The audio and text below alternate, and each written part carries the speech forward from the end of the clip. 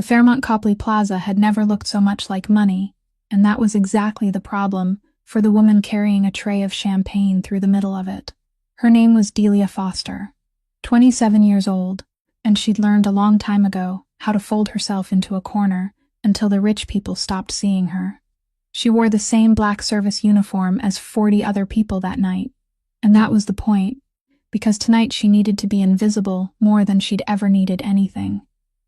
In the pocket of her apron there was a folded piece of paper she hadn't opened in 3 days, and she didn't need to, because she already knew what it said. She knew about the eviction notice, and she knew about the man who'd lent her dead father money at a rate no honest bank would touch, and she knew that if she couldn't find $40,000 she didn't have, she and her 15-year-old brother would be out on a South Boston sidewalk before the first snow. So Delia kept her back to the wall and her eyes on the floor, and she counted down the hours until she could take her $90 and go home. Then the room changed. It wasn't anything you could point to, no announcement, no hush, just a shift in the air the way it shifts before a storm rolls in off the harbor, and 2 women near the ice sculpture stopped pretending to drink and started to whisper. "He's coming tonight," one of them said, and Delia didn't have to ask who he was, because everyone in Boston knew the name Falcone the way they knew not to walk certain docks after dark.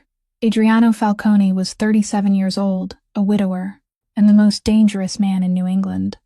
And nobody could explain why a man who owned half the waterfront and buried anyone who crossed him would show up at a children's charity gala, with cold gray eyes and a plain dark suit, and no ring on his finger. He walked in a moment later, and the whole room bent toward him without meaning to.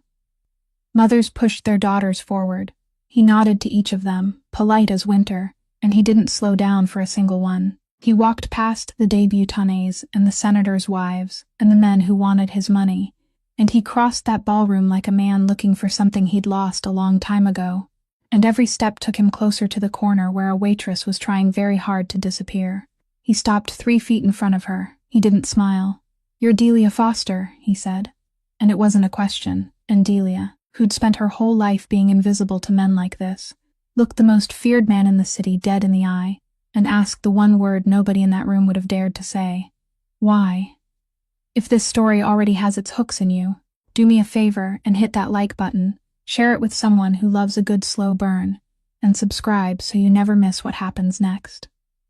Now let's get back to that ballroom, and to the question hanging in the air between them. The word why hung between the 2 of them longer than Delia expected. Adriano Falcone did not answer right away. He only looked at her, and in that cold gray gaze there was something she could not read, not anger, and not annoyance that a server had dared to question him. It was closer to consideration, like a man measuring the depth of water before stepping in. Then he said, in a voice so low she had to tilt her head to hear him through the music and the clinking glasses, that it was a long answer, and this was not the place to give it. There was a balcony outside the grand hall, he told her, and she looked as if she needed air. Delia knew she should refuse. She knew the whole room was watching, that, by tomorrow, the story of the server Falcone had chosen out of the crowd would be running across every breakfast table in the city, and that stories like that had never ended well for girls like her.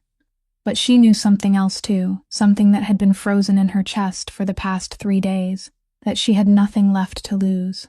People only feared losing when they still had something to hold on to. She set the champagne tray down on the nearest white linen-covered table, carefully, as though it were the most important task of her life, then lifted her head and followed him. He did not offer his hand. She noticed that at once, and she did not understand why it mattered so much. A man like him, in the middle of a room watching every movement, should have held out his arm to lead her away, so the whole world could see that she belonged to his attention. He did not. He simply turned and walked half a step ahead, leaving just enough distance between them, and she realized he was allowing her to walk out of that corner on her own feet, not be led away like an object he had just picked up.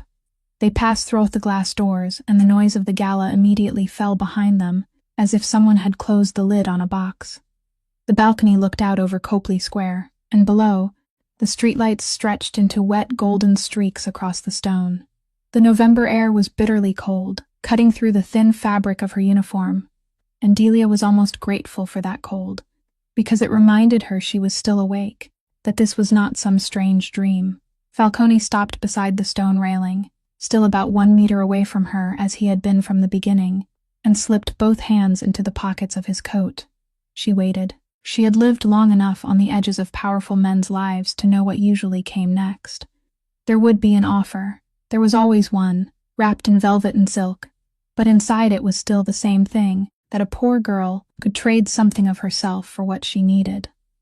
She had read that very proposal 3 days ago, written in another hand at the bottom of the paper in her apron pocket, and the thought that now she was about to hear it again, from the mouth of the most dangerous man in New England, made something inside her harden like steel. She folded her arms across her chest, not because of the cold, but to hold herself upright. Say it, she thought. Say it so I'll know how to refuse. But Falcone did not say what she expected.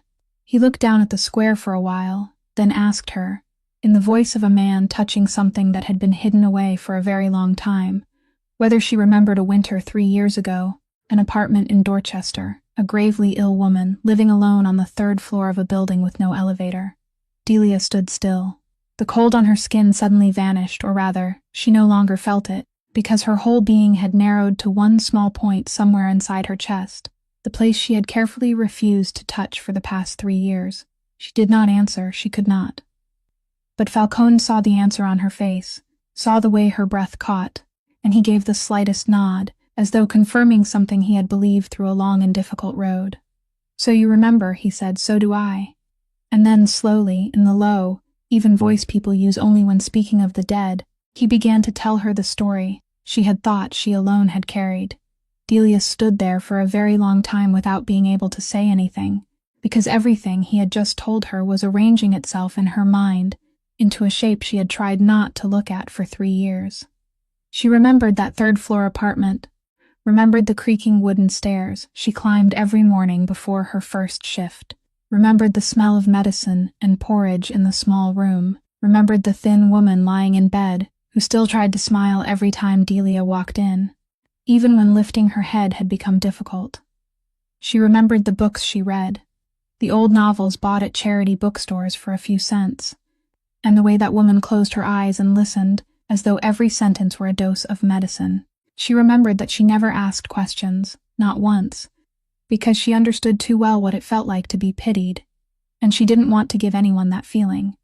She had done those things not to be repaid, but simply because there was a human being dying alone in the room across the hall, and she couldn't live on the other side of the corridor and pretend she didn't hear.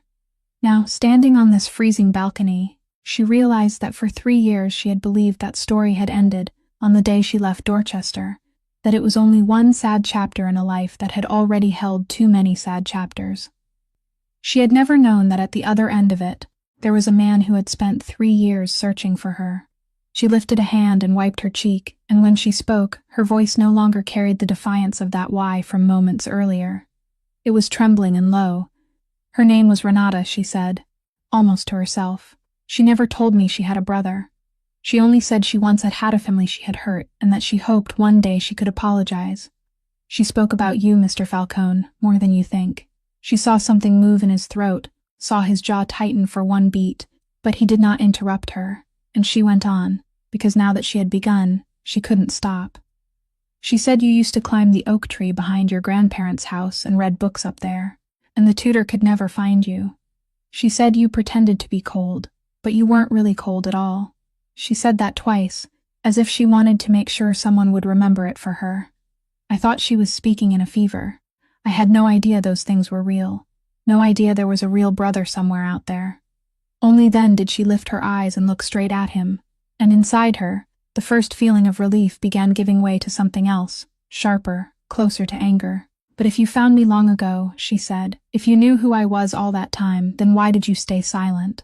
Why did you let me disappear, let me drift through those 3 years, move 5 times, work 3 jobs at once, care for a sick younger brother, sign papers I knew I could never afford to pay, while you were somewhere out there, knowing exactly who I was and saying nothing? Do you know how long those 3 years were for me?" Her voice broke at the end of the sentence, and she hated that, hated letting him see her weakness, but she couldn't stop it. Falcone did not look away from her. He received her anger as though receiving something he knew he deserved. Because I didn't know what to say, he answered, and for the first time his voice no longer had that terrifying calm. How does a man like me walk up to a girl who has just lost her father, lost her home, who is carrying an entire life on her shoulders, and say that because she was kind to a dying woman for 6 weeks, I want her to know me? That would not have been fair to you. It would have turned your kindness into a debt, and your kindness is the one thing over these past 3 years that I haven't allowed myself to stain. So I waited. I learned about you from a distance. I learned what kind of person you were before I dared let you know I existed.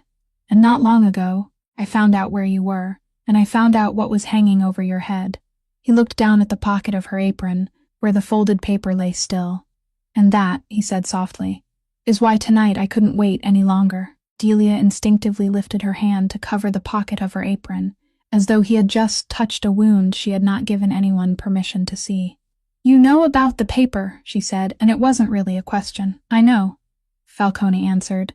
I know the name of the man who lent your father the money. I know the interest rate he charged, the kind of interest that belongs only to men who never intend to let a debtor finish paying. I know how those $40,000 swelled over the past 2 years, and I know the line he added at the bottom of the paper, the line suggesting that he might reconsider if you were willing to arrange things according to his wishes. Delia felt hot blood rush into her face, not from shame, but from a humiliation she had swallowed for the past 3 days now being spoken aloud by someone else. She had read that line alone in the small kitchen on the night she received the paper, and she had sat for a long time staring at it, and somewhere deep inside, in a place she didn't dare acknowledge, she had wondered whether she had any other road left. The fact that he knew made her want to turn away, but she did not turn away. So what now? She said, her voice hardening. You're going to buy it, aren't you? You pay him the money, then the paper passes into your hands, and I owe you instead of him. The only difference is that my new creditor owns half the harbor, and people say not to be foolish enough to go down there after dark. Falcone shook his head, slowly and decisively. No, he said, I'm not buying it. I will never buy something that gives me power over you. Delia frowned, because that sentence did not fit with anything she thought she knew about men like him. Then what did you do? She asked. Falcone was silent for 1 beat, then said, I went to see him.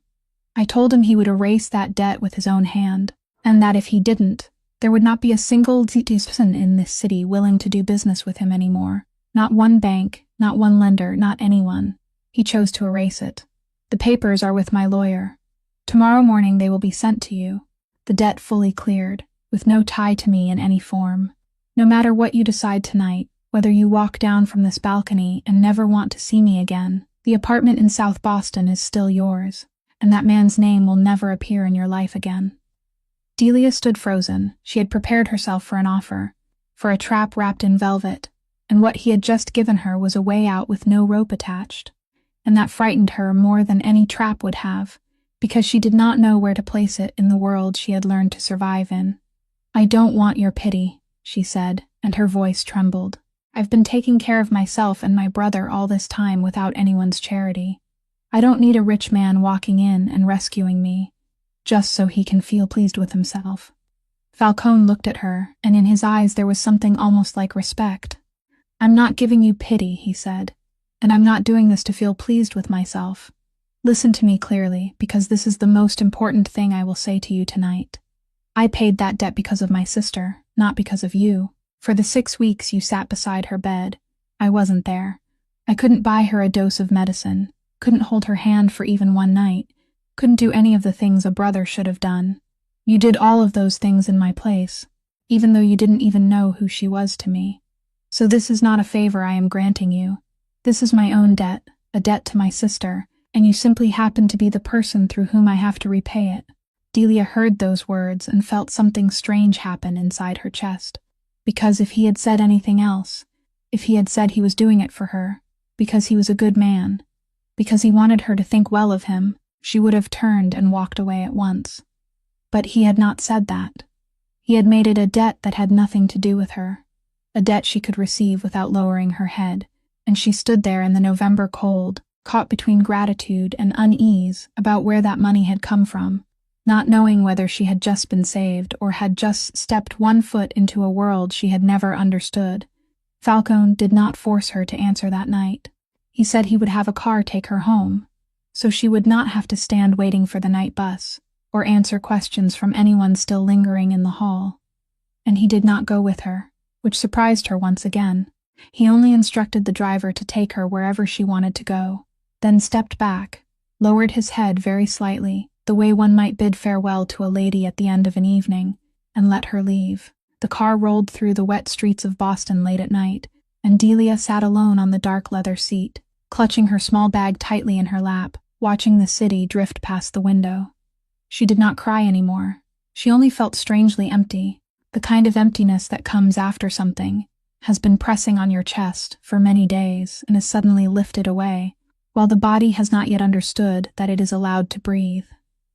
When the car stopped in front of the old building in South Boston, she thanked the driver, and he only nodded without saying a word, then waited until she was fully inside the building before driving away.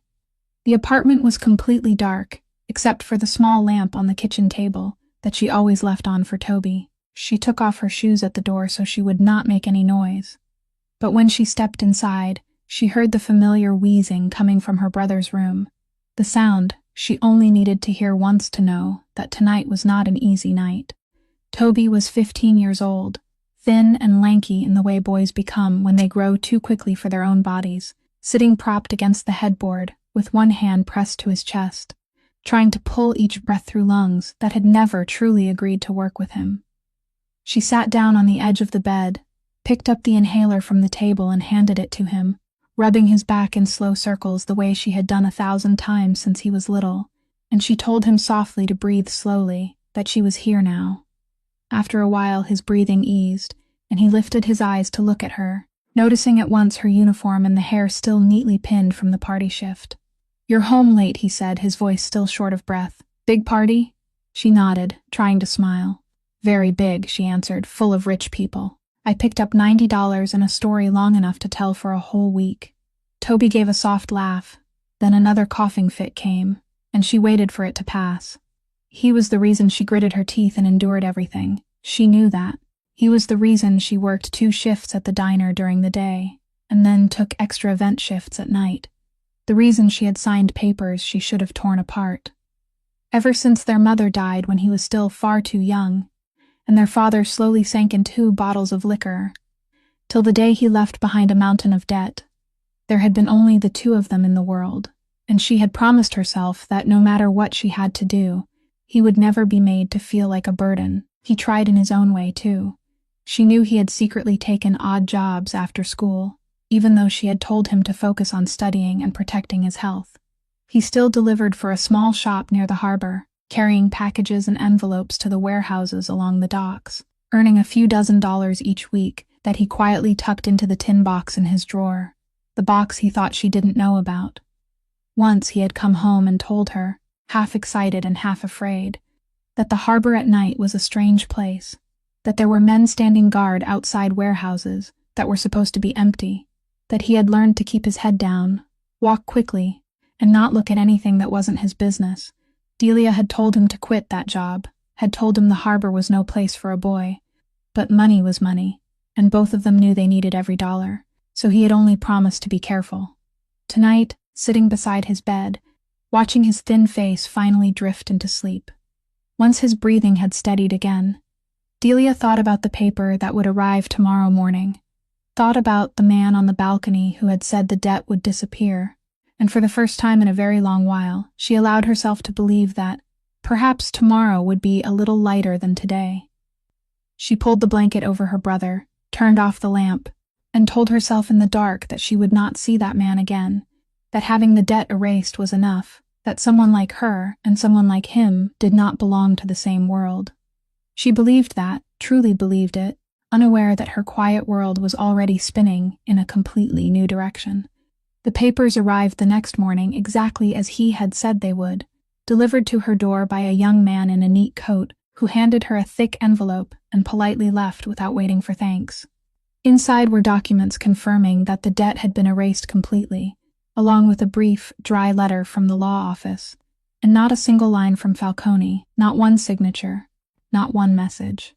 Delia sat for a long time at the kitchen table with the papers before her, and she understood that this was the proper thing, that he had promised not to come near her for a while, and he had kept his word down to the smallest detail. She put the papers in the drawer, told herself it was finished, and tried to go on living her old life. But then strange things began to happen. The first occurred at the end of that week, when Mrs. Bea Kowalski, the 60-year-old landlady who lived on the ground floor and had rented the apartment to the two siblings for less than it was worth for many years, knocked on Delia's door, with a face both confused and suspicious. The heating system for the whole building had been broken for almost an entire winter, something Mrs. Bea couldn't afford to repair and kept patching together with old electric heaters. And yet that morning a crew of workers had arrived, saying the entire cost had been paid in advance by an anonymous party, and they replaced the whole system in 2 days. Mrs. Bea asked whether Delia knew anything about it, and Delia shook her head honestly, because at that moment she truly hadn't thought of it. Then the second thing came, and this one made her heart beat faster. Toby received a call from a respiratory clinic connected to one of the best hospitals in Boston, informing him that he had been given an appointment with a leading specialist, that all costs had been taken care of, and that he only needed to come. Delia tried to call back and ask who had arranged it, but they answered politely that the information was being kept private at the sponsor's request. Standing in the kitchen with the phone still warm in her hand, Delia felt something both warm and chilling move through her, because she began to understand. She sat down, closed her eyes, and traced her memory back to the night on the balcony. She remembered what she had said in the silences between his stories. Small things she did not even remember speaking aloud. She had told him, almost as though filling the silence, that her landlady was a kind woman forced to live in the cold, because she could not afford to fix the furnace, that she had never demanded full rent from Delia during the months when Delia was trapped. And she had told him about Toby, about his weak lungs, about how she was always afraid that one night his asthma would become more than an inhaler could handle. She had said those things without thinking, the way a person speaks to a stranger in the dark, and she had not thought of them again. But he had remembered. He had listened to every single detail, and he had acted quietly, leaving no name behind, demanding no thanks, giving her no way to repay him or refuse. The wolf whom the whole city feared, the man people said had buried anyone who dared stand against him, was the one who sent warmth into an old building in South Boston, and a medical appointment to a boy he had never met, and he did all of it in a way that made it impossible for anyone to prove it was him. Delia sat there for a very long time, and she did not know what she was supposed to feel. One part of her wanted to be angry, wanted to see this as his way of slipping into her life through a back door, binding her to an invisible debt she could not repay. But another part of her, the part she had locked away long ago, felt choked by the thought that there was someone in this world who had listened to her, truly listened, enough to remember even the things she had let slip in a night when she had thought she was nobody. She thought of how carefully he had made sure those acts of kindness did not carry his name, and she understood that this was not the way of a man trying to buy her. It was the way of a man who did not want his kindness to become a rope, and that, more than everything he had said on the balcony, was what made her begin to find it impossible to stop thinking about him. He first appeared on a Sunday afternoon at the diner, where Delia worked the day shift, the small place with windows fogged by steam, and the smell of burnt coffee lingering in the air. She was wiping a table when she looked up and saw him sitting in the farthest corner, alone, in a dark coat that looked strangely out of place among the plastic chairs and worn Formica tabletops. She froze, the rag still in her hand, and for one moment she didn't know whether she should go over or pretend she hadn't seen him. But he did not wave her over, did not signal at all. He only waited, and when she finally walked to him, he ordered a cup of black coffee, no sugar, and said he wouldn't disturb her work, he would only sit there for a little while. He stayed exactly 30 minutes, finished the coffee, left a modest tip without any display, then stood, nodded to her, and left. The next week he came again, at the same hour, to the same corner table, with the same cup of black coffee, and the week after that. Little by little, Delia stopped freezing whenever she saw him, and those 30-minute stretches began to hold conversation. He never asked questions that made her uncomfortable, never mentioned the debt or the night on the balcony, never demanded anything. He only spoke of small things, and through those small things, one step at a time, she saw pieces of a man being revealed, a man the whole city thought it knew, though in truth it knew nothing at all.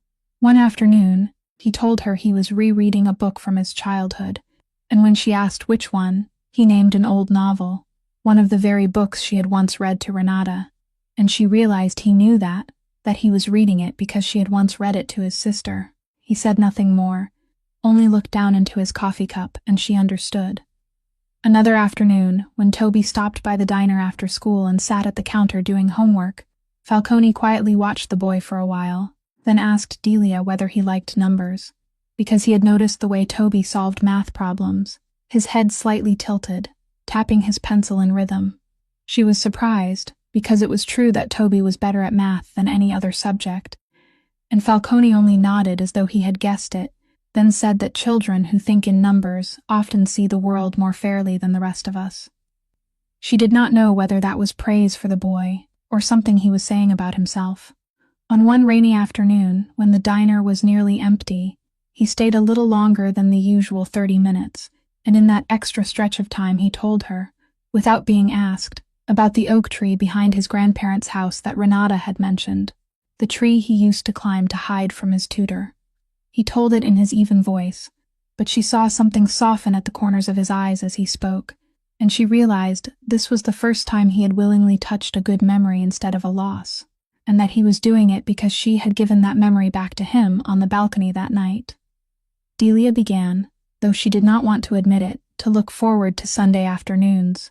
She began to notice herself making his coffee a little stronger, because she had realized he liked it that way. Began to keep the corner table for him, though she told herself it was only habit. She realized that his patience was what unsettled her most, because she was used to men who wanted something and wanted it at once, while he seemed like a man with a whole lifetime to wait, a man in no hurry, a man who considered sitting for 30 minutes in a shabby diner and listening to her talk about a difficult customer something worthwhile. Once, she asked him directly why he kept coming here, when a man like him had 1,000 better places to drink coffee. He set the cup down, looked at her for a while, then said that in his entire week, these were the only 30 minutes when he didn't have to be the person everyone feared, the only 30 minutes when he was allowed to sit quietly in a room where no one was measuring what he could give them or what he could take from them. "Here," he said, "you look at me as though I'm a human being. I can't remember the last time anyone did that." Then he finished his coffee, left the money, and went as he always did, and Delia stood watching him through the steam-fogged window, knowing that something inside her had shifted and could no longer move back. A few Sundays later, after a long shift of heavy thoughts, Delia found herself standing before the tall iron gates of his mansion. The guard at the gate recognized her immediately from her shifts at the diner, and silently pressed the button to let her through. She walked up the stone pathway, and just as she reached the main entrance, Falcone came back inside from the porch. He saw her standing by the doorway looking out, and perhaps he read something on her face, because he did not return to his seat but told her to come with him. He led her down a long hallway to a smaller room at the end of the house, a study with tall bookshelves and a fire burning in the hearth, the only room in that cold mansion that looked like a place where a real human being actually lived. On the mantel stood a silver picture frame, and inside it was a woman smiling, with dark hair and bright eyes, the kind of smile worn by someone who had no idea she was being photographed. Delia looked at the picture, then looked at him, and he understood the question she did not speak. Her name was Lucia, he said, and he sat down in the chair beside the fireplace as though that name had made his legs tired. "My wife." He said the word slowly, like a word he had not allowed himself to use in a long time. Delia sat in the chair across from him and said nothing, because she had learned from herself that when a person was about to touch the most painful place inside them, the kindest thing was to stay silent and let them choose their own words. He looked into the fire. "The same year I lost Renata," he said. "A few months after burying my sister, I lost Lucia too. There were people who wanted me dead, there always are, that is the price of the world I live in. One night they came, and that bullet was meant for me." He stopped, and his hand, resting on the arm of the chair, tightened slightly, then released. "But she was standing where I should have been standing," he said, his voice so low it nearly sank into the crackle of the fire. "She was half a step ahead of me, only half a step, and that was enough. She died in my arms before I could understand what had just happened, and the last thing she saw was my face, the face of the man who had pulled her into the world that killed her. The room was silent for a long while, with only the soft popping of the wood in the fire. Delia felt her heart tighten, not with pity in the way people pity a stranger, but with something closer than that, an understanding, because she too had once sat beside a bed and watched a life slip beyond her reach without being able to hold it back, and she knew exactly what that helplessness left behind inside a person's chest. In those 2 months, he went on, I lost the brother in me when Renata left, and I lost the husband in me when Lucia left, and what remained at the end was only the man people have told you about, the wolf. I let it become all that I was, because it was the only part of me that couldn't be hurt anymore. A man who has lost everything soft has nothing left for anyone to take. I thought that was how to survive. He lifted his eyes to her, and in those gray eyes there was no longer the ice she had always seen, only a loneliness so bare that she had to fight not to look away, because staring directly at it felt like staring at something too private. For 3 years, I haven't spoken their names to anyone, he said. Franco knows, but I haven't even spoken of them to Franco. I don't understand why I'm telling you. Perhaps because you were the only one who was there with Renata when I was absent, so in my mind, you were already inside that part of my life, the part I locked away. Or perhaps it is simply because every Sunday you look at me, as though I'm still a human being, and when a man is looked at as a human being long enough, he begins to want to be human again. Delia did not know how to answer, so she did the only thing that made sense. She leaned forward and placed her hand over his, where it was clenched on the arm of the chair, without saying a word. He looked down at their 2 hands resting together, as though it were something he had forgotten could exist. And for a very long moment he did not move, only let it remain there. And Delia felt beneath her palm that hand slowly soften, the tightly clenched fingers gradually loosening, and she understood that she had just touched the man beneath the ice Franco had spoken of, and that from this moment on, neither of them would be able to pretend that this was only a series of meaningless Sunday afternoons anymore. Not far away, in a dark wood-paneled office on the upper floor of a restaurant owned by the family, there was a man watching all of this with the attention of a snake coiled in the grass. Silvio Marchetti had stood beside the Falcone family longer than even Franco, long enough for everyone to call him counselor, long enough that no one thought to doubt him anymore. He had the gentle face of a kindly uncle and the smooth voice of a man who always advised others on right and wrong, and for the past 3 years he had used both of those things to hide a truth only he knew, that on the night the bullet meant for Falcone struck Lucia instead, he was the one who had arranged it. His plan that night had almost succeeded, and if Falcone had died, Silvio would have been the one to step forward and take over properly and legitimately, trusted by the entire organization. But Falcone didn't die, and the grief of losing his wife only turned him into something even more dangerous than before, a man with nothing left to lose, and therefore nothing left to threaten. For 3 years Silvio had waited patiently, playing the loyal man perfectly, nodding at every decision Falcone made, comforting him through difficult nights, all while quietly weaving his own network back together, buying one man after another, moving small streams of money, preparing for a second time, and this time he swore he wouldn't fail.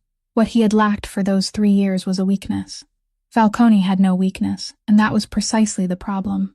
A man who had frozen himself shut did not fear, did not hesitate, could not be shaken by anything, because you can only threaten someone who still knows how to love something. And then, recently, Silvio began to notice a change. He noticed Falcone starting to disappear, on Sunday afternoons, something that hadn't happened in many years. He noticed his men reporting that the wolf had been seen at a shabby diner in South Boston, sitting there for hours with no business reason at all. He noticed a quiet payment for repairs to an old building, and a medical bill paid discreetly, payments that a careful man could trace if he was patient enough, and Silvio had no shortage of patience. He had her followed, and within a few weeks the name Delia Foster emerged, along with a 15-year-old younger brother and a rented apartment in South Boston. Silvio looked at the secretly taken photograph of the girl lying on his desk, a thin waitress in an old uniform, and he smiled for the first time in a very long while, because he understood that after 3 years of waiting, the wolf had finally grown himself a heart again, and a heart was something that could be crushed. He did not hurry. That had always been what made Silvio more dangerous than the others. He never hurried. He had people dig deeper into the girl, into her family situation, her habits, her younger brother, and the odd jobs the boy did to earn extra money. And every piece of information he gathered was placed carefully where it belonged, like a craftsman assembling a machine. He had nothing against the girl. In truth, he found her rather pitiful, but Silvio's pity was a commodity he had never allowed to stand in his way. What he needed now was the right moment, and a pretext clever enough that no one would suspect him, so that when the wolf finally stepped into death, the whole organization would believe it was Falcone's own fault, that a leader ruled by emotion was a leader no longer worthy of power. He poured himself a glass of red wine, took a sip, and looked down at the city through the dark window, where somewhere below, the man he had been betraying for 3 years was sitting in a warm study and, for the first time in longer than anyone could remember, daring to let another person touch his hand. Silvio knew about that moment, or almost knew, and to him it was not a moving love story, but a gap in a wall he had spent 3 years unable to break. Now he had found it. He only needed to wait for the right time to step through. What Silvio had not foreseen was that the machine he was assembling already had a broken link inside it, and that broken link was named Toby Foster. A few weeks before the gala night, on an evening when he was making deliveries along the harbor as usual, Toby had run into something he had never told anyone about. He had been hired to bring an envelope to a warehouse at the end of the docks, a warehouse that, according to the paper posted on the door, had been empty for many years. But that night there were lights on inside and people within. Toby, who was a smart boy and had long ago learned how to become invisible, did not knock on the main door.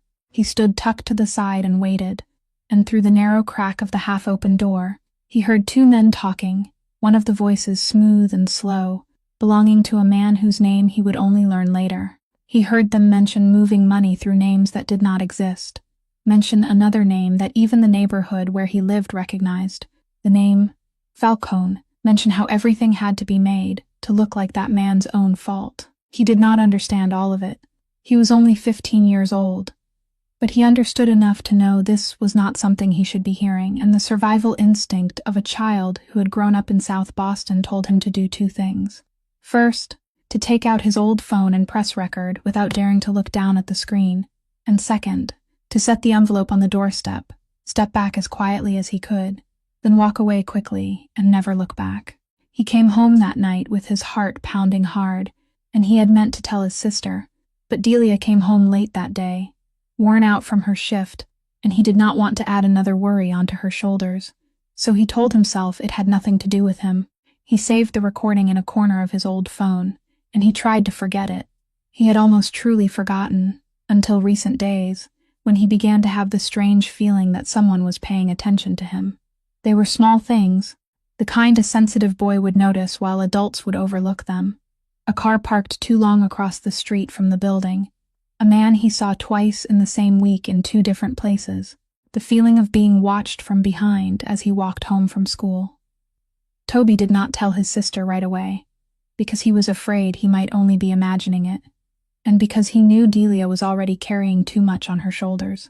But he began to be more careful, taking crowded streets, getting home before dark, and keeping that old phone fully charged in the drawer as though keeping hold of something he sensed might one day become important.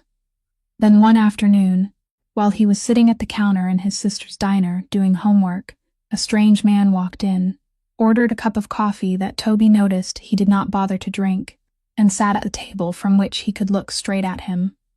The man did nothing at all. He only sat and looked, but that gaze made Toby's spine turn cold, and when the man stood to leave, he stopped beside him, bent down as though picking something up, and said softly, just loud enough for Toby alone to hear, that the boy should tell his sister there were some odd jobs not worth the trouble they brought. Then he smiled and walked out the door. Toby sat frozen for a long while, his hand gripping the pencil tightly, and that night, for the first time, he decided he had to tell Delia everything, about the warehouse, about the recording, about the feeling of being followed, about the man in the diner.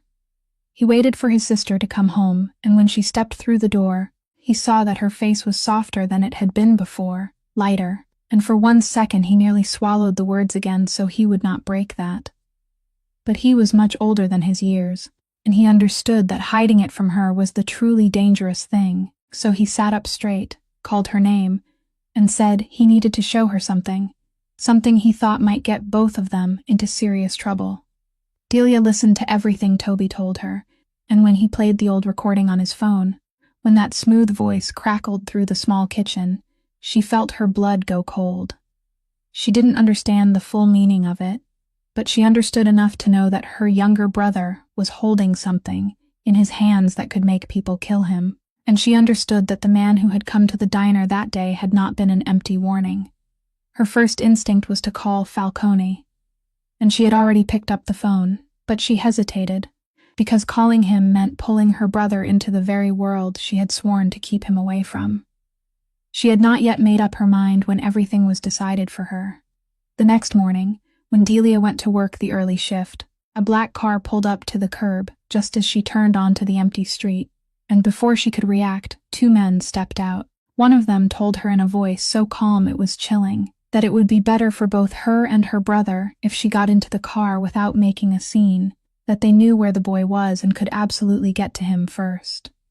Delia got into the car. She got in not because she was afraid for herself, but because Toby's name had been spoken, and in that moment she understood that this was how people controlled a mother, a sister, anyone who still had another life to protect.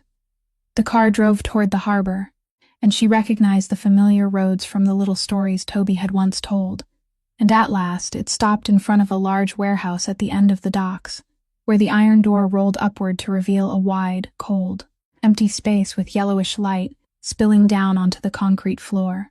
The man with the smooth voice was standing there waiting for her, and she recognized him at once. This was the voice from the recording. Silvio Marchetti invited her to sit in a chair, as though he were inviting her to tea, and he told her he had no intention of harming her, that she was only a piece in a much larger game she didn't need to understand, that all he needed was for Falcone to come here, alone. Delia sat straight-backed in the chair, and though her heart was pounding wildly, she did not let it show. She looked directly at Silvio and did not beg a single word for herself. The only thing she spoke about was her brother. "The boy has nothing to do with your business," she said, her voice trembling but not breaking. "He's only a child who delivered packages to earn a few $dozen. Whatever you intend to do it to me, but leave him alone.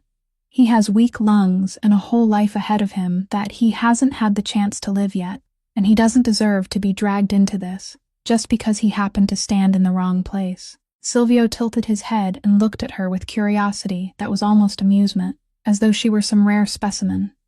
"Most people in your position," he said, "would be begging for their own lives." Delia lifted her chin. "I've spent my whole life begging this world to leave me a place in it," she answered, "and I'm tired of that now. I won't beg you to spare me, but I will beg one thing of you. Don't turn a child into the price of your ambition. Because if you do, then even if you take what you want, you'll only be a man who built his throne on the life of a 15-year-old boy.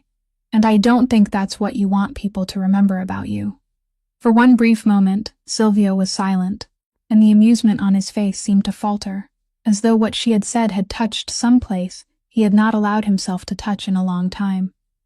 Then he recovered his calm smile and said she was a brave girl, and unfortunately that changed nothing. Then he signaled for his men to take her phone, and he told her she would call Falcone, and she would say exactly what he instructed her to say. Otherwise his promise to leave her brother alone would no longer mean anything. Delia took the phone, and as her fingers dialed the number, she prayed silently that somehow the man on the other end of the line would hear what she could not say aloud. What Silvio didn't know was that Falcone had suspected him for far longer than he imagined. The wolf hadn't survived the 3 years after the night he lost Lucia by trusting people, and in those 3 years he had quietly noticed the small cracks that a less careful man would have missed: a misplaced sum of money, an unreported meeting, the way Silvio was always present at just the right moment to comfort him after every loss.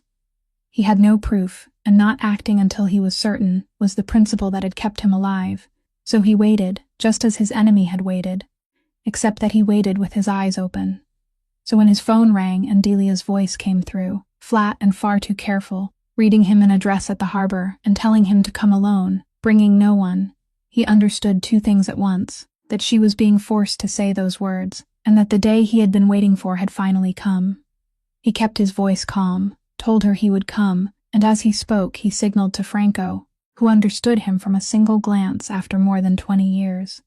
Falcone came to the harbor exactly as instructed, walking into the warehouse alone through the large iron door, empty-handed, his posture straight and composed as though he were entering his own meeting room. But he had not truly come alone. While Silvio was busy savoring the moment he believed was his victory, Franco's men had quietly closed in on the warehouse from every side, through passages only a man who knew the harbor by heart like Franco would know. When Falcone stepped inside and saw Delia sitting on the chair in the middle of the cold warehouse, their eyes met, and in one instant he gave her something without words, that she should stay calm, that nothing was quite as it appeared. Silvio stepped out of the darkness with the smile of a man who believed the game was already over, and he began to speak, began to savor the minute he had waited 3 years for, explaining to Falcone why matters had to come to this, why a leader ruled by soft emotion was no longer worthy of leading. But he spoke too long, as overconfident men always speak too long, and that stretch of time was all Franco needed. Everything happened very quickly after that. The lights in the warehouse went out, doors burst open from several sides at once, and in that moment of chaos, Silvio's men realized they had been surrounded by men loyal to Falcone. Men they had not known were already waiting just outside. The struggle unfolded in the flashing darkness, shouts, running footsteps, the sounds of bodies grappling, and Falcone immediately rushed toward Delia to pull her out of danger. It was then that one of Silvio's men, the one standing closest and most desperate, made a reckless move at Falcone from behind, and Franco, who had always remained half a step behind his leader for more than 20 years, threw himself into the path at the very last second. There was a dry, hard sound, and Franco staggered, then dropped to his knees, one hand clutching his side, and Falcone turned back just in time to catch him before he fell completely onto the concrete floor. For the next few seconds, the whole warehouse seemed to stand still. The reckless man had been subdued. Silvio's men released their weapons and surrendered when they understood the game had turned, and Silvio stood there, the smile finally gone from his face, watching the kingdom he had woven for 3 years collapse in less than a minute. But Falcone was not looking at Silvio then. He was kneeling on the cold concrete, holding Franco, the only old friend he had left, and he was calling his name in a voice Delia had never heard from him before, with no ice left in it at all, only the naked fear of a man about to lose someone again. Delia ran to them and dropped to her knees beside him, pressing her hand hard against Franco's, wound to stop the bleeding, the way she had learned through all those years of caring for the sick, and she shouted for someone to call emergency services immediately, and Franco, his face deathly pale but still conscious, gripped Falcone's wrist and breathed something that made the hardest man in New England lower his head very close to hear. No one else heard what Franco breathed, but Delia saw it settle on Falcone's face like a streak of light and then fade away, and Franco tried to form a crooked smile before their men lifted him onto a stretcher and carried him out to the waiting vehicle with its lights flashing beyond the warehouse door. When the vehicle screamed away into the night, taking his old friend with it, Falcone rose from the concrete floor, and something inside him had changed. Franco's blood was still on his hands, and as he slowly turned to face Silvio, Delia saw something on that face that made even her step back half a pace. Not the loud rage people imagined, but a deathly stillness. The stillness of a man who had decided something and could no longer be moved. Silvio was now being held down by 2 men, kneeling on the warehouse floor, and for the first time his confident smile had vanished completely, replaced by the fear of a man who understood he was standing before the very creature he himself had created by killing Falcone's wife 3 years ago. Falcone stepped toward him, 1 step at a time, slowly, and the whole warehouse went so silent that no one dared breathe too loudly. He stopped in front of Silvio and said, in a voice so quiet it was chilling, that for 3 years he had wondered who had been behind that night, who had caused the bullet to find Lucia, and now he knew, and that person was the very man he had trusted most, the man who had sat beside him on the nights when he couldn't sleep, the man who had pretended to share the grief he himself had caused. He said that during those 3 years, there had been countless nights when he dreamed of this moment, the moment he found the person who had stolen Lucia from his arms, and in those dreams, he had always known exactly what he would do. His hand tightened, and Delia, kneeling on the concrete a few steps away, understood that she was watching a man standing on the very edge, that with only one more word, one more movement, the wolf would become the very creature the whole city feared, and that if it happened before her eyes, the man who had sat at the corner table every Sunday would disappear forever, swallowed by the ice. She did not shout, did not beg, did not tell him not to do it. She understood this was not the moment to pull the right to choose out of his hands, because doing that would also be a way of taking possession of him. She did only one thing. She called his name, once, very softly, and when he went still, she let him see her face, without judgment, without fear, only waiting, exactly the way she had looked at him on every Sunday afternoon, the gaze that saw him as a human being and not a monster.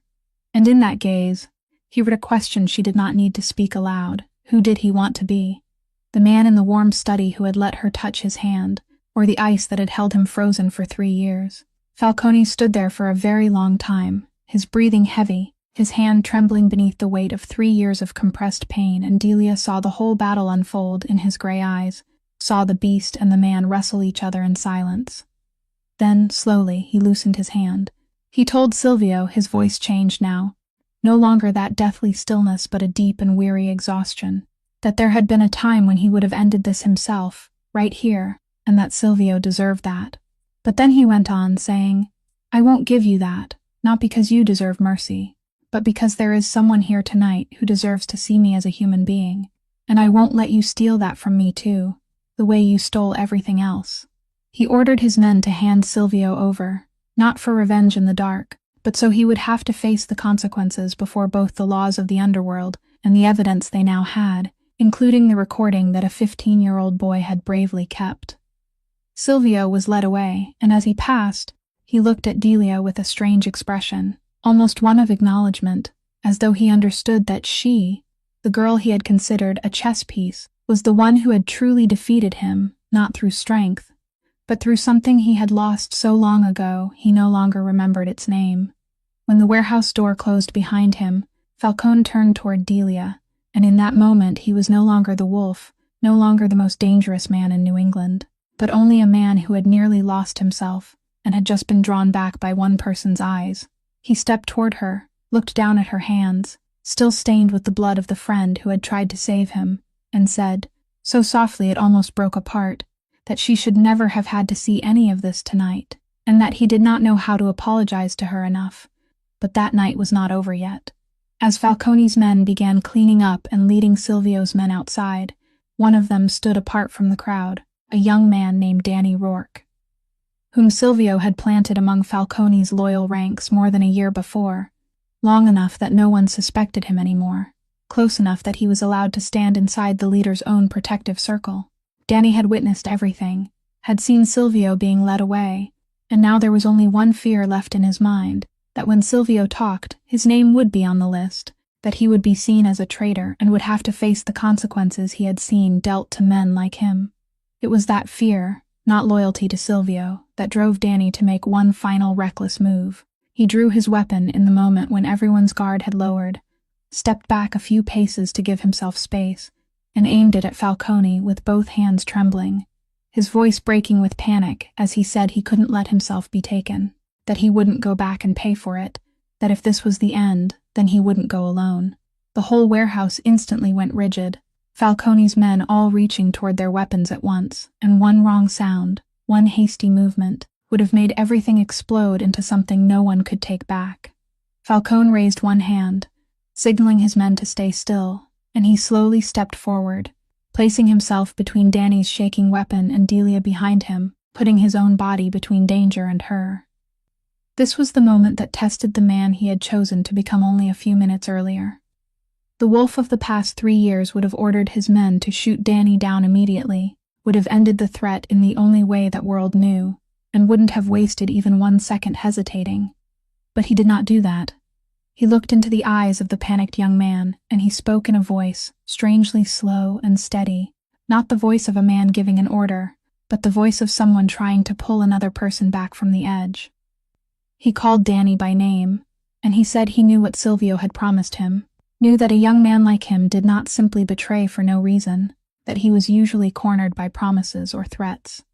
He said that right now Danny believed there were only two roads left, either shoot or die, but that was the lie fear was whispering into his ear, and there was still a third road.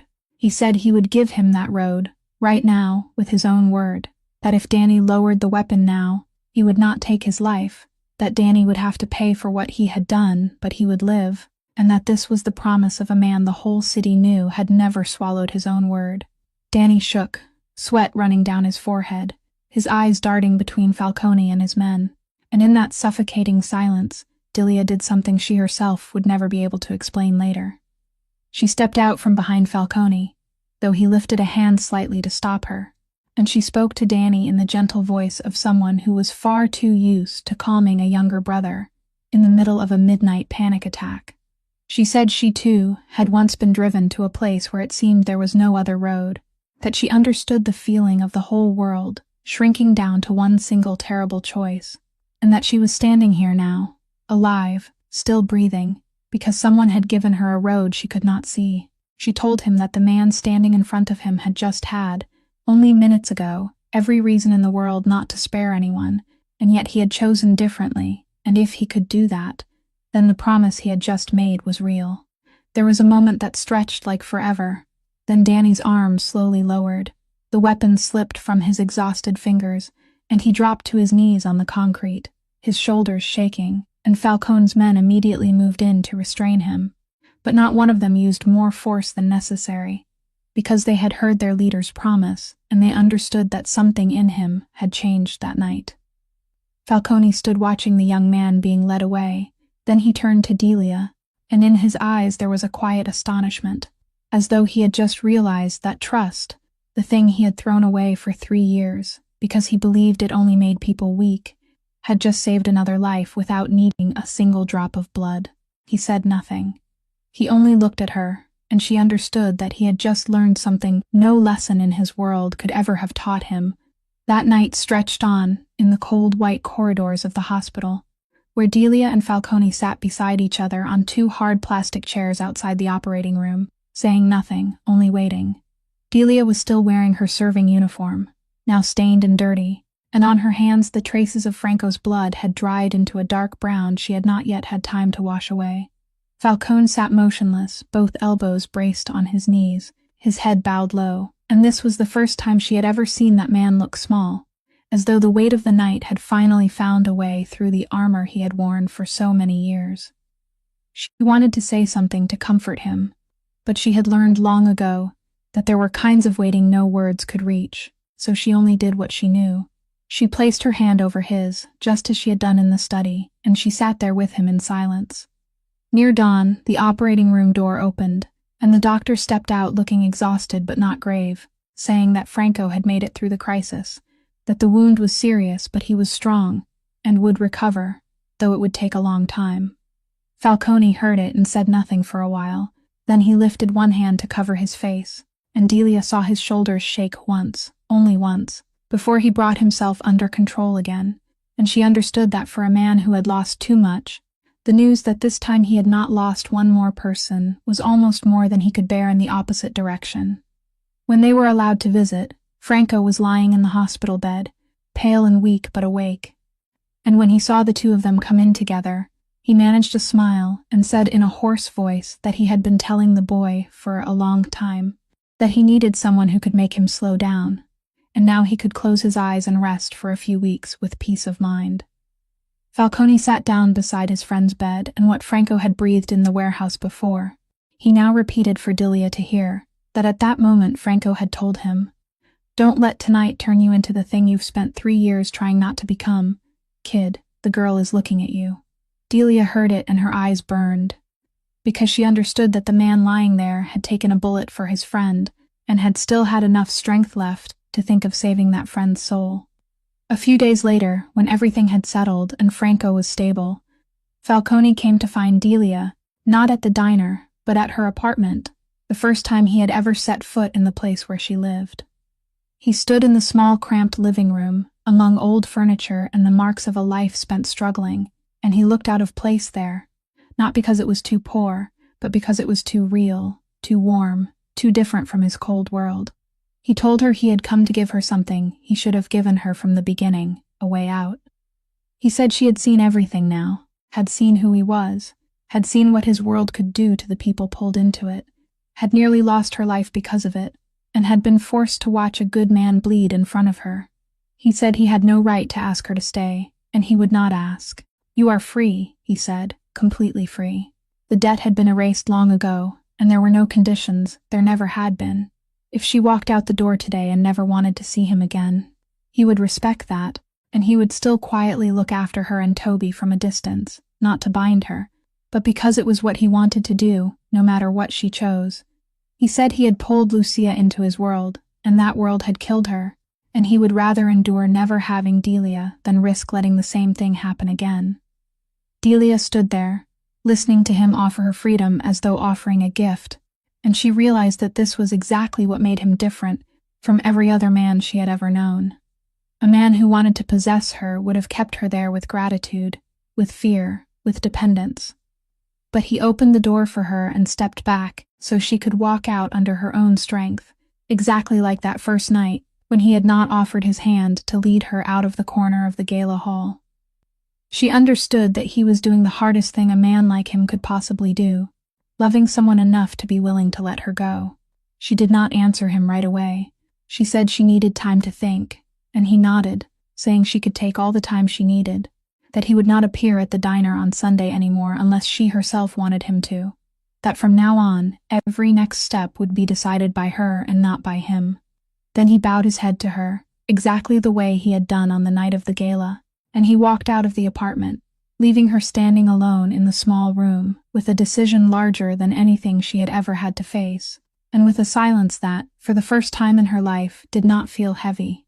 3 days later, while Delia was still carrying that decision inside her, like a stone, both heavy and precious, an older man in a neat suit came to the diner asking to see her. He introduced himself as the lawyer who had worked for the Falcone family for many years, the same law office to which her letter from years ago had been sent, and he said he had come, not because of Falcone's business, but because of something he had carried in his heart for 3 years, something that, according to a final wish, he was only allowed to do when he felt the time was right. He placed a time-yellowed envelope on the table in front of her and said this was Renata's letter, written in the final weeks of her life, addressed to the girl in the apartment across the hall, the girl whose name Renata had not even known at the time. Renata had asked him to keep it and told him to deliver it only when he found her, and he admitted that he could have found Delia sooner, but he had waited, because instinct told him this letter needed to be read at a moment when it could change something, not merely make someone cry and then end there.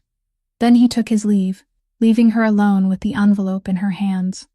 Delia waited until her shift was over, waited until she had gone home and Toby was asleep, then sat down beside the small lamp on the kitchen table, the same place where, 3 years before, she had read the debt papers, and she opened the letter with trembling fingers.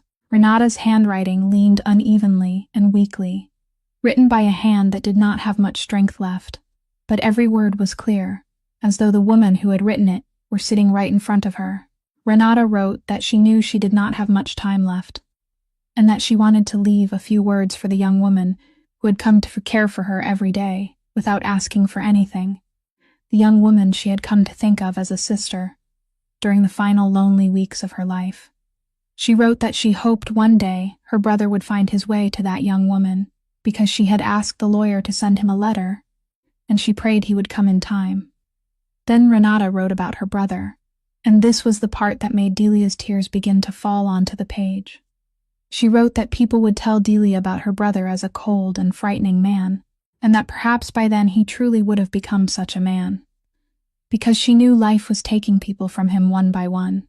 But she wanted Delia to know the truth, that her brother had not been born cold. She wrote about the boy who used to climb the oak tree behind their grandparents' house to hide, not because he was mischievous, but because he was a child who felt everything too deeply and needed a place to escape from his own emotions. She wrote that when their mother died, it was he, only a teenager then, who held her through the night and promised he would never let her be afraid, and that he had kept that promise in the only way he knew, by becoming hard so they could both be safe.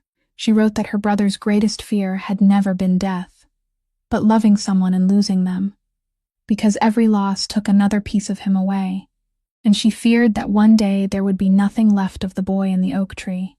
And then Renata wrote the line that made Delia press a hand over her mouth to hold back a sob.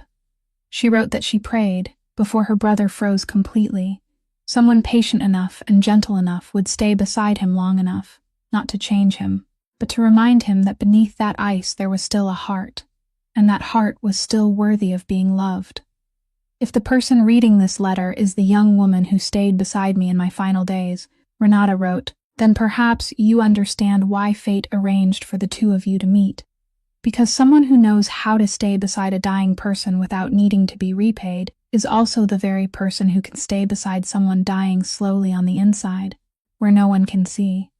Delia sat for a long time beside the small lamp, with the letter pressed against her chest, and she cried, not the crying of pain, but of something breaking open and healing at the same time, because for 3 years she had thought those 6 weeks were only one kind thing she had done and left behind, but now she understood that the dying woman had seen through her, had seen even what Delia herself had not yet seen about herself, and had left her not only a letter, but a path to follow.